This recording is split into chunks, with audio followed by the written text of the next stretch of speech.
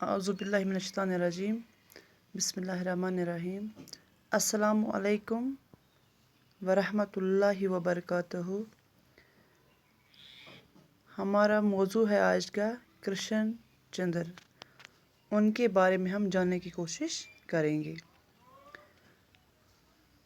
کرشن چندر کی ولادت 23 نومبر 1913 عیسوی کو بھرتپور راجستھان میں ہوئی۔ ان دنوں ان کے والد میڈیکل آفیسر تھے اور راجستھان میں تعینات تھے، ورنہ کرشن چندر کا آبائی وطن وزیر آباد پاکستان تھا، جو کرشن چندر کی جوانی تک ہندوستان کا حصہ تھا۔ کرشن چندر کے والد کا نام ڈاکٹر گوری شنکر چوپڑا تھا، جن کے 4 بیٹے اور 1 بیٹی تھی۔ کرشن چندر سب سے بڑے تھے۔ کرشن چندر کے بچپن میں ہی وہ ملازمت کے سلسلے میں پونچھ چھا گئے اور اپنے تمام اہل خانہ کو ساتھ لے کر کافی برسوں تک کے لیے مقیم ہو گئے۔ مقیم بولتے ہیں رکنے کو، ٹھہرنے کو، رہنے کو، ٹھیک ہے۔ کرشن چندر نے 8ویں تک کی اپنی پڑھائی کا سارا عرصہ پونچھ کے مشہور school Victoria jubilee high school میں گزارا، جو تقسیم وطن کے بعد اسلامیہ اسکول پونچھ کہلایا۔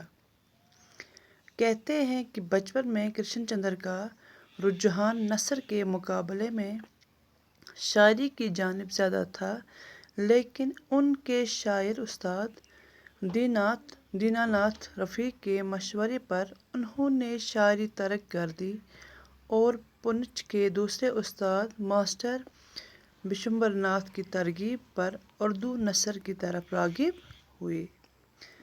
یعنی اپنے استاد کے کہنے پر انہوں نے جو شاعری نثر چھوڑ کے شاعری میں آ گئے۔ کرشن چندر کو مطالعہ کا اتنا شوق تھا کہ بچپن میں ہی انہوں نے داستان الف لیلا اور بنگالی ادیب رابندر ناتھ ٹیگور کے تمام شاہکار ناول پڑھ لیے تھے۔ انہوں نے شاعری میں میر غالب کے علاوہ رباعیات، خیام کو بھی ازبر کر لیا تھا۔ 16 برس کی عمر میں کرشن چندر کو اعلیٰ اور بہتر تعلیم کے لیے جان سے عزیز پونچھ کو چھوڑ کر 1929 عیسوی میں لاہور روانہ ہونا پڑا، جہاں انہوں نے فارمر کرسچن کالج سے FSc کرنے کے فوراً بعد 1933 عیسوی میں BA کر لیا۔ بعد ازاں انہوں نے MA انگریزی کی ڈگری بھی حاصل کی اور لاء کالج لاہور سے 1937 عیسوی میں قانون کی ڈگری LLB بھی مکمل کر لی۔ کرشن چندر نے اپنے پسندیدہ شاعر علامہ اقبال پر PhD کا تحقیقی کام بھی شروع کیا، لیکن مالی حالات تنگ ہونے کی وجہ سے تحقیق ادھوری چھوڑنا پڑی۔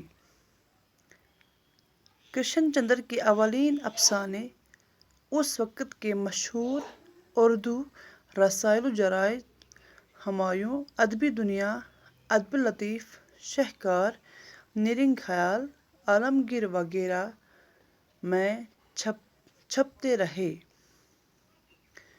1939 عیسوی میں ان کا پہلا افسانوی مجموعہ طلسم خیال شائع ہوا، جبکہ ان کا پہلا ناول شکست 1943 عیسوی میں شائع ہوا۔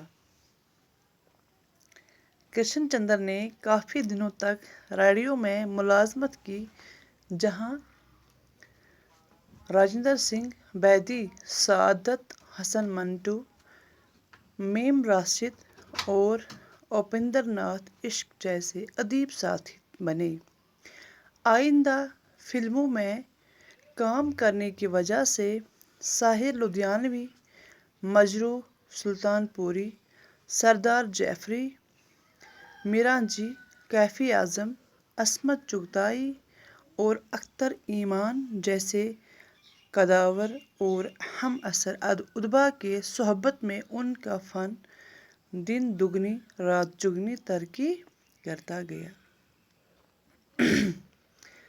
کرشن چندر کے کچھ اہم ناول یہ ہے: جب کھیت جاگے، 52 پتے، طوفان کی کلیاں، ایک گدھے کی سرگزشت، غدار، ایک عورت ہزار دیوانے، آسمان روشن ہے، کاغذ کی ناؤ، لندن کے 7 رنگ اور میری یادوں کی چنار وغیرہ۔ انہوں نے بچوں کے لیے خصوصی طور پر 3 مختصر اور دلچسپ ناول بھی لکھے: چڑیوں کی الپلالہ، الٹا درخت اور لال تاج۔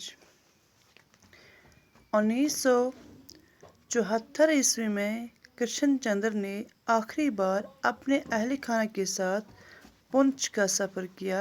آخر کار 1977 میں 64 برس کی عمر میں انتقال کر گئی۔